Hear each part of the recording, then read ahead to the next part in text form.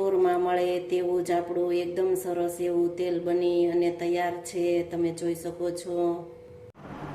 Hello friend, તો તમારું સ્વાગત છે મારા રસોડામાં। તો અવનવી વાનગી જોવા માટે ચેનલને સબસ્ક્રાઈબ કરો। જો મારો વિડીયો ગમે તો વિડીયોને લાઈક કરો, શેર કરો, કમેન્ટ કરો।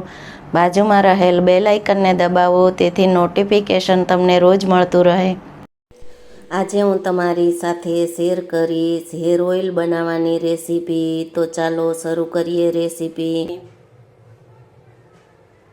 હેર ઓઇલ બનાવવા માટે 1 લીટર કોપરેલ તેલ લીધેલું છે, તો નેચરલ અને ઘાણીનું લીધેલું છે, તો તેલ કેમિકલ વગરનું છે।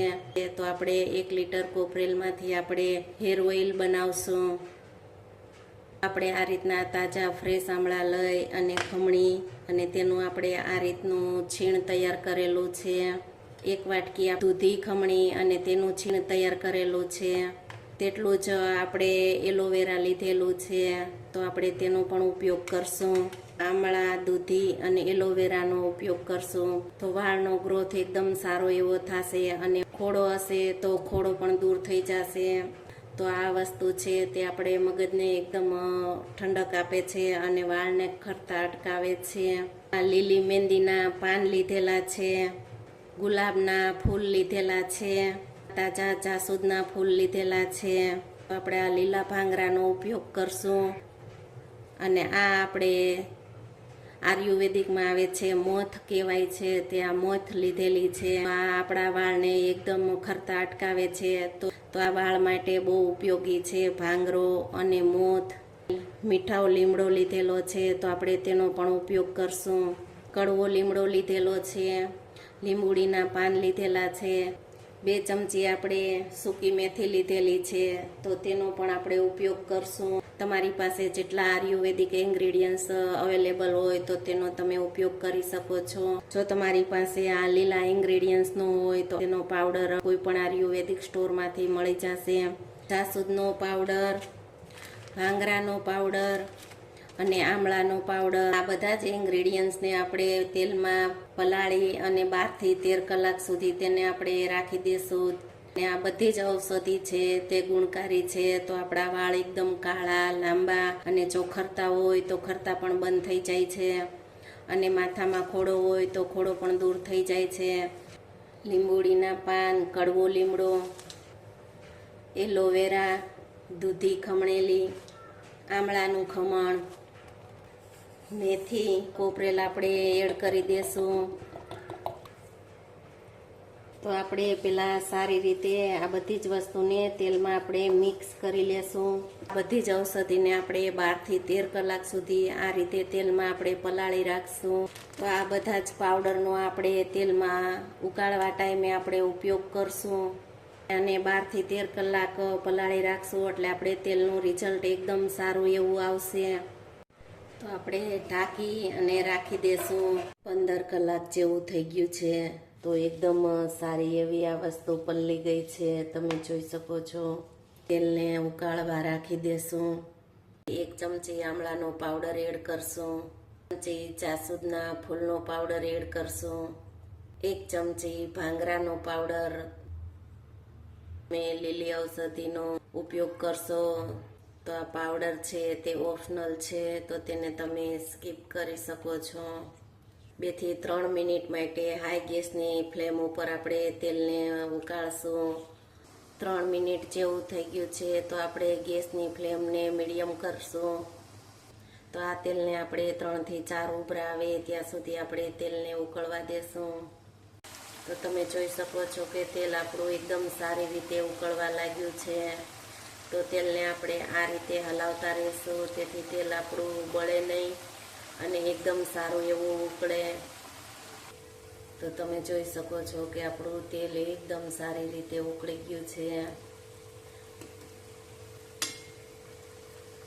તેલ એકદમ પરફેક્ટ રીતે ઉકળી અને તૈયાર થઈ ગયું છે। તો આપણે આ 1 લીટર તેલ ઉકાળવામાં આપણે 30 થી 35 મિનિટનો સમય લાગેલો છે। તો આપણે હવે ગેસને બંધ કરી દેશું અને તેલને આપણે ઠંડુ થવા દેશું, ત્યાર પછી તેને આપણે ગાળશું।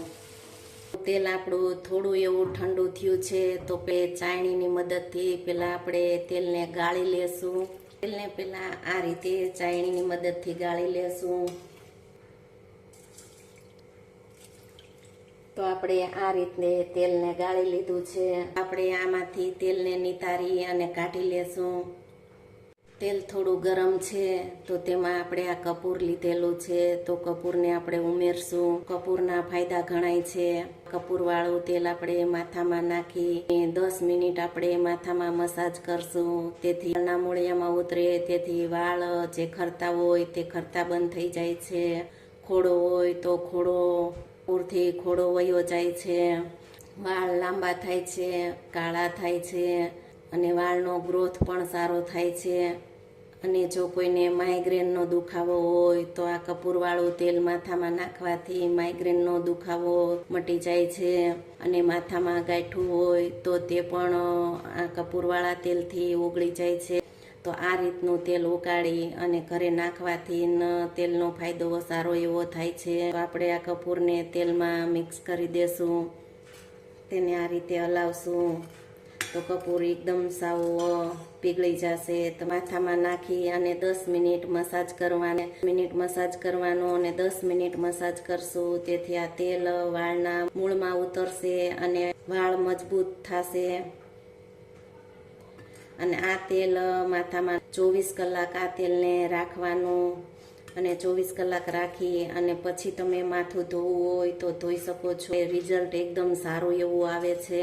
તેલને આપણે ઠંડુ થવા દેશું. તો આપણું આ તેલ છે તે એકદમ ઠંડુ થઈ ગયું છે.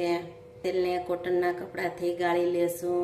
તપેલીમાં ચાયણો રાખી તેના ઉપર કોટનનું કપડું રાખશું. આ રીતે કોટનના કપડાથી તેલને ગાળી લેશું. આ રીતનું જે તળિયે બેસી ગયેલું છે તે આપણે કાઢી નાખશું.